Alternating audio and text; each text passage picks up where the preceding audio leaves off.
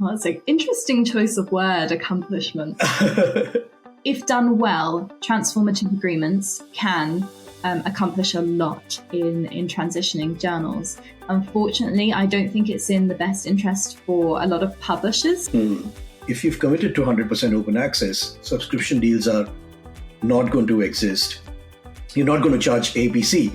Then is it too much of reliance on transformative agreements? What happens at the end of this transformation? At the end of the 5 years, let's say they do flip all of the journal to open access. I think having some sort of APC is actually a good thing. I think short form content versus long form content has a slight issue around trust in science. I believe that short form content is really going to take over soon. It might also make the public want to find out more. Absolutely. I know that Frontiers has a very interesting initiative called Frontiers for Young Minds. Increasingly, we are seeing that teenagers are not so interested in science, and we want to help them to be more interested in science, more interested in different areas of science as well. Thank you for joining us again. This is a continuation of the previous episode. As always, here's your host, Nikesh Gosalia. Now that you've started working more closely with societies in terms of securing partnerships and helping them manage this transition, what do you think, Robyn, prevents most societies from, say, adopting open access? Yeah, I think there's probably two things that really prevent societies. And one is more transient and the other is more tangible. And perhaps the more tangible one is the finances. We talked a lot about the finances. Unfortunately, it's hard to get away from sometimes because societies, essentially, a lot of societies, all of their revenue comes from journals, or at least a large proportion of their revenue comes from journals. And a lot of societies are non-profit. And so they must keep their activities within their society going, and they need to be able to fund that activity. And the margins are very, very slim. So a lot of societies are on currently subscription model journals where they have a very predictable level of revenue coming in, and they can see that that's going to increase and has increased over several years. Usually these subscription revenues are somewhat inflated, shall we say, because it's in the publisher interest to keep those journals subscription. They're revenue generating journals. And so when looking to change a business model of a journal, there's always a risk. With any big change, there is a risk there that they might not be able to continue with the same level of finances that they were receiving before, and that they might not be able to attract as many authors to publish and pay to publish in the journal. There's always that risk. That risk can be mitigated through a proper financial plan, really forecasting carefully, having institutional partnerships, and doing a lot of good marketing and communication around the transition of the journal. And usually, that, at least in my personal experience, has translated into a successful transition. The other main thing that is stopping societies from transitioning is, again, a bit of a mindset issue in that they have published subscription for many, many years. They know subscription, they know how to make it work, and the journal is consistently producing revenue for them. So for them, it is quite a challenge. But what I would say to that point is that societies are receiving demands from their membership to transition their journals. Society members want open access, they're demanding open access, and they need open access to attract and keep those members for paying their membership fee to the society. So they want to keep members, they need to transition to open access, and they're starting to change that view that subscription is just the only way for them. And I think it's publishers like Frontiers and other open access publishers who are showing that there are sustainable routes for them financially as well. Could you talk a little bit about what these transformative agreements are, how they've evolved perhaps in the last, couple of years, and why are they considered as such a huge accomplishment for the industry? Well, it's an interesting choice of word, accomplishment.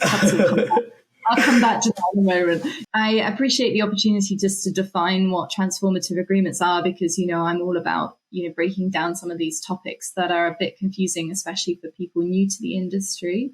So transformative agreements, in essence, although they are quite difficult to define, are agreements that they're contracts between a publisher and an institution or consortia that essentially commit to the gradual change of a business model from subscription/subscription hybrid to fully open access over a time period of usually about 5 to 10 years generally. I would say that the transition is towards open access and not to open access, because I think a lot, and I think it's already been proven that a lot of the transformative journals are not meeting their targets for open access already. The Plan S did an evaluation of the transformative journals in their first year, and only 56% of those transformative journals actually achieved their first year open access targets.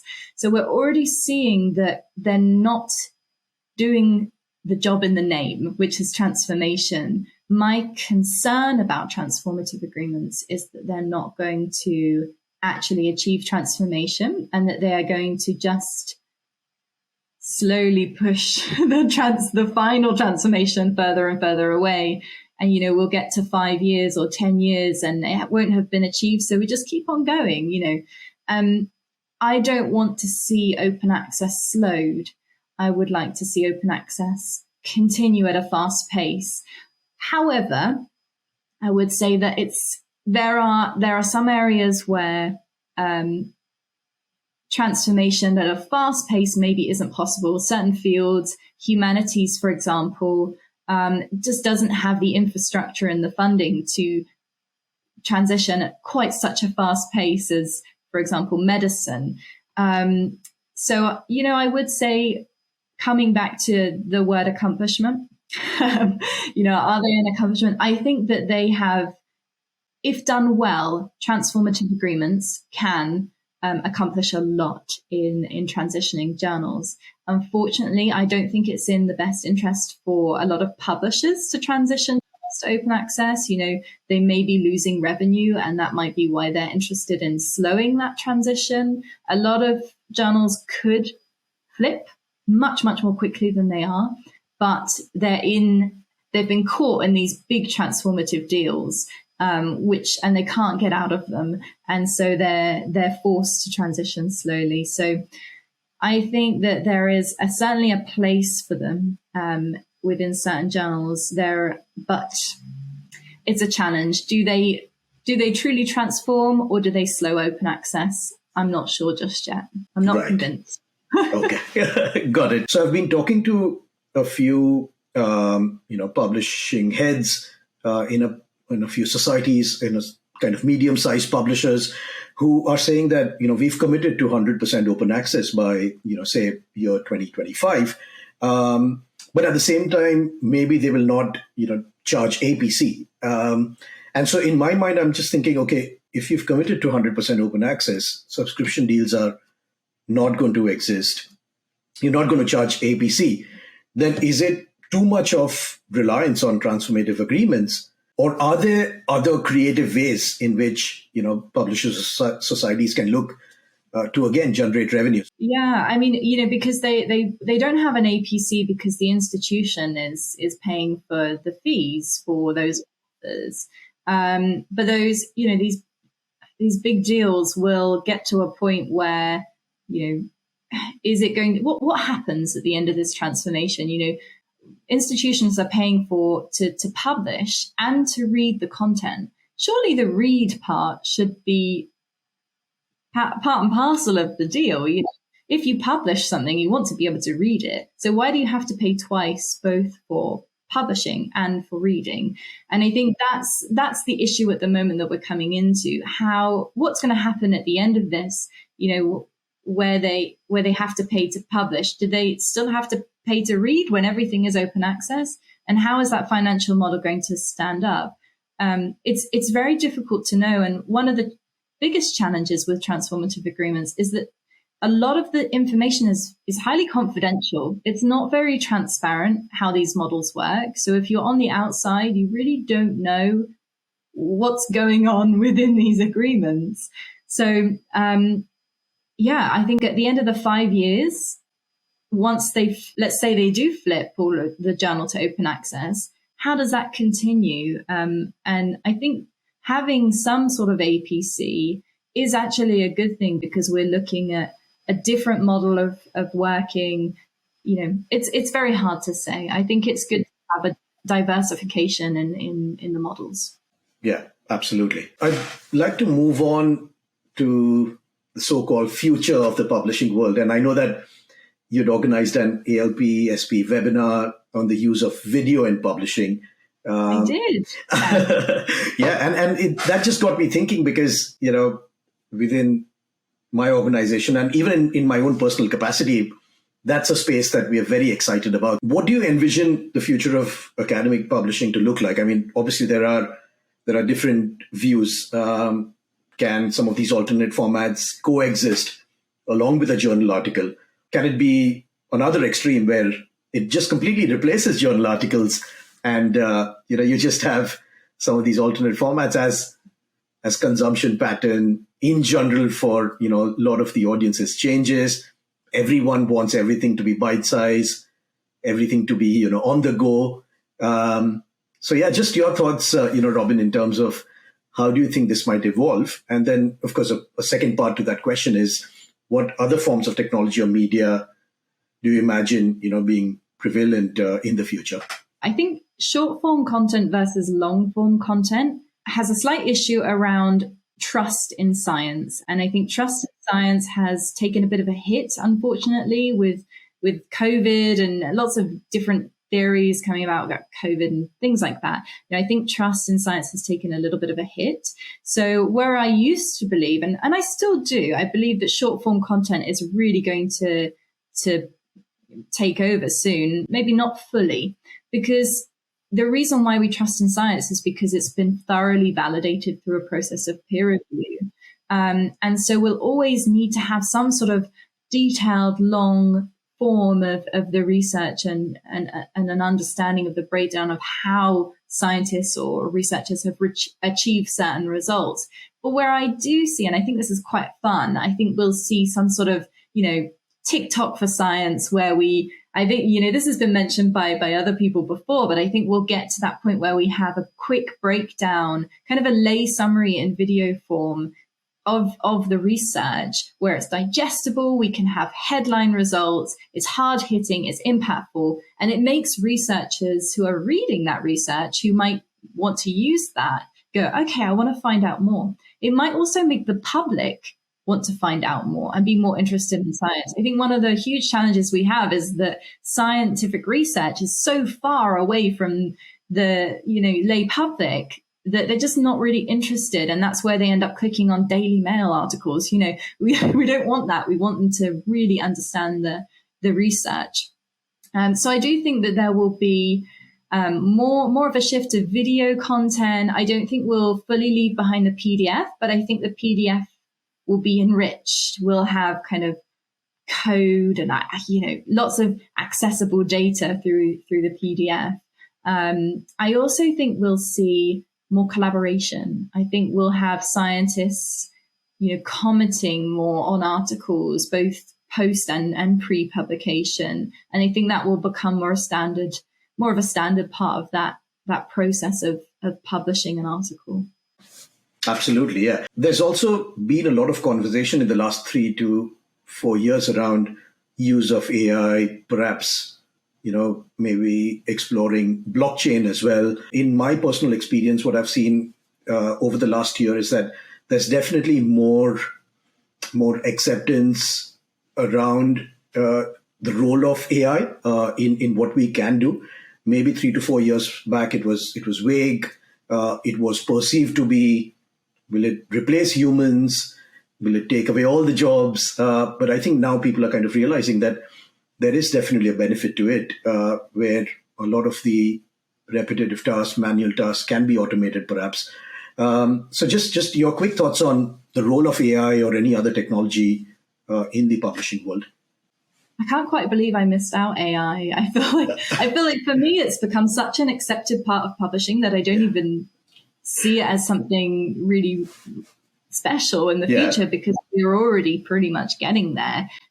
Frontiers has an AI publishing solution called Ira, and a lot of publishers are now turning to AI that they've either developed in-house or working externally with companies, because it allows for more precision when we look at manuscripts and evaluation of the quality. It's able to pick up things like image manipulation and paper mills and ethical issues that we, when we look at an article, would take us hours to look at and find. So I think it will not replace the human decision-making element, but I do think it will support editors, reviewers, and authors in assessing and improving upon the quality of the paper.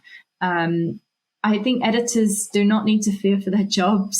It's never going to take over, because we want humans to be involved. We don't want machines making full decisions about science. You never know where that might go. I've got dystopian visions of films in mind right now, but it will support them and hopefully in a positive way to help them achieve their jobs and maybe make the process a bit more efficient at the same time. Absolutely. No, I agree with you, Robyn.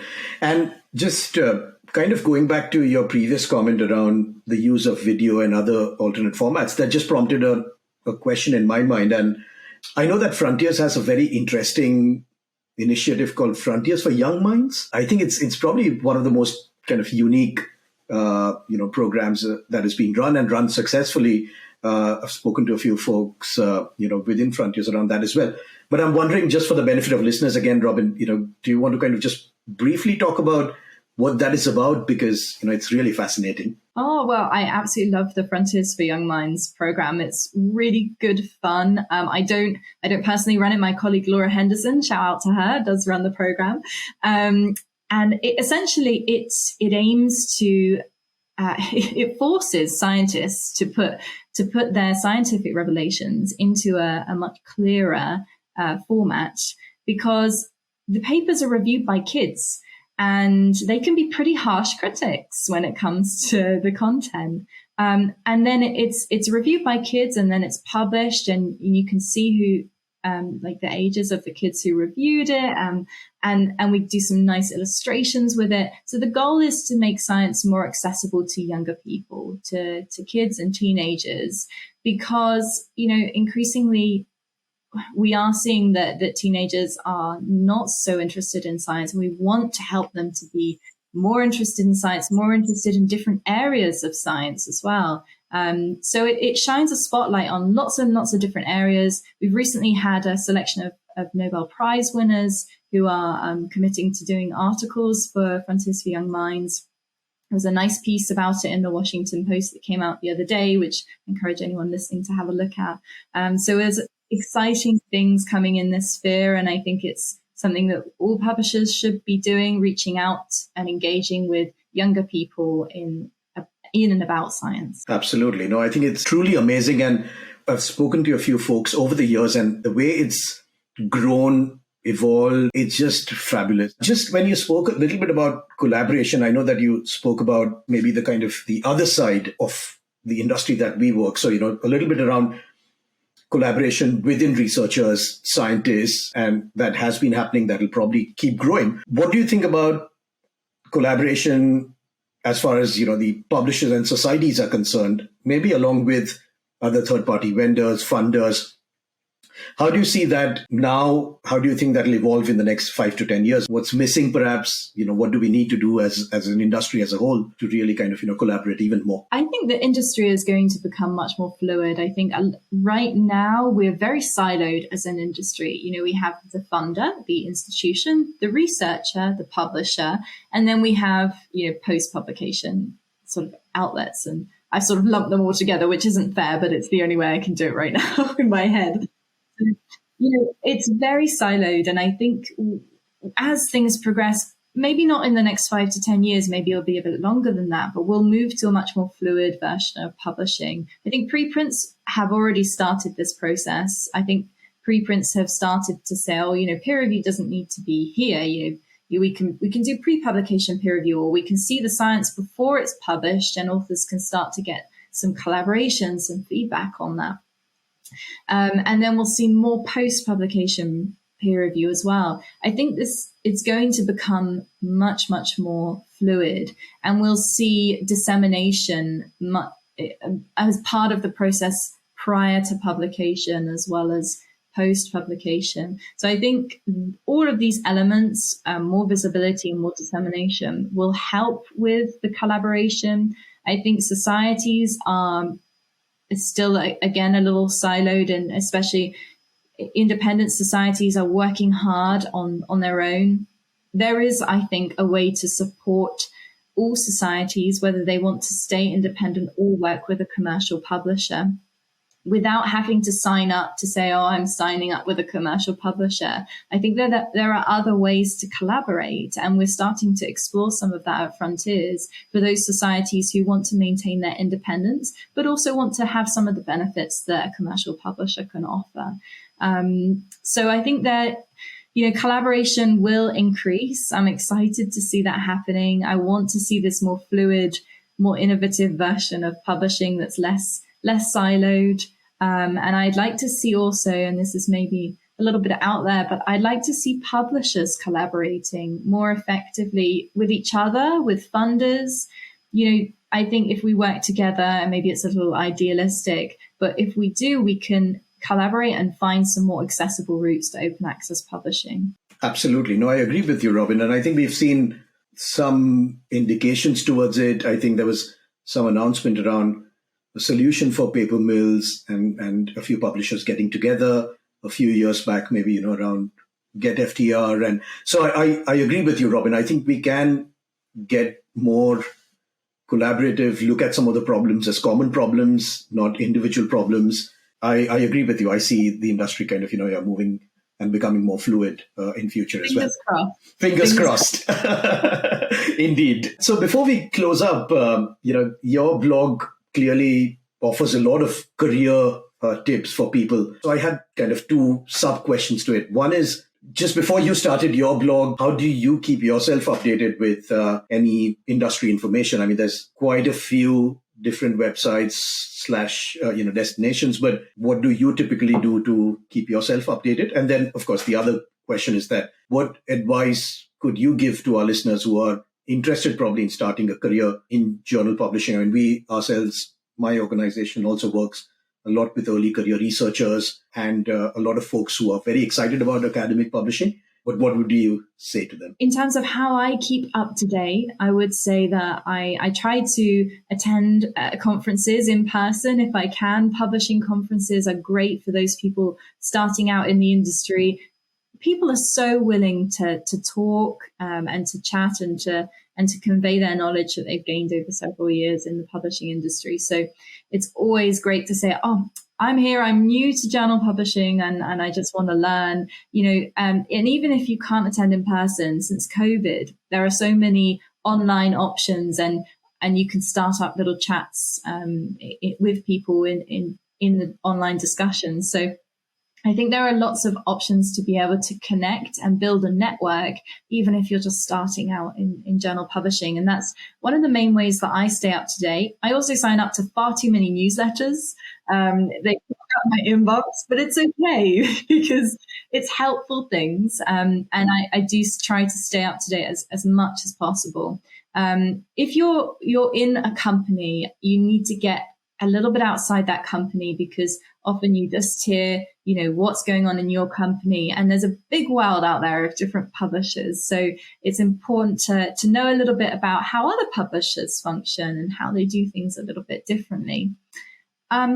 So my biggest tip for people in journal publishing and wanting to develop a career, I would say find your niche because, when I first started in publishing, I started in kind of journal development, But even in journal development, you can find your niche. So I think my niche is sort of really open access, but also supporting societies as well and working with societies.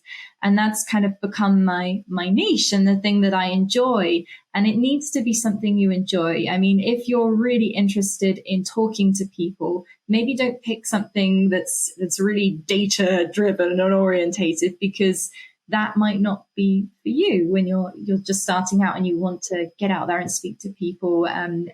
Maybe it is, but maybe it's not. Find something that's really of interest and stick with it and become an expert in it. And you'll soon find people want to come to you and ask questions about what you know. So I would say find your niche. That's my top tip. Thank you so much, Robyn. This was so helpful and it was so insightful to have this chat with you. And I also know that, you're really busy. So I really appreciate the fact that, like I mentioned at some point of time in the conversation, that this can happen only if you're really passionate about the industry, about giving back, about, just helping others. And I know that you do that already through your blog, but I'm sure, through this episode as well, our listeners are really going to benefit. Thank you for inviting me. I really appreciate it. It's always, exciting and nice opportunity for me to talk about my blog as well. So I appreciate that. Thank you so much, Nikesh. Fantastic. Thank you everyone for joining us. Stay tuned for our next episode. All Things SciComm is brought to you by Science Talks, a science media channel that aims to make science accessible to all. We publish articles, videos, podcasts, and magazines. To read a transcript of this episode or watch it on YouTube, visit sciencetalks.org. Also, write to us with your views, questions, and guest recommendations at contact@sciencetalks.org. Science Talks, bringing science to you.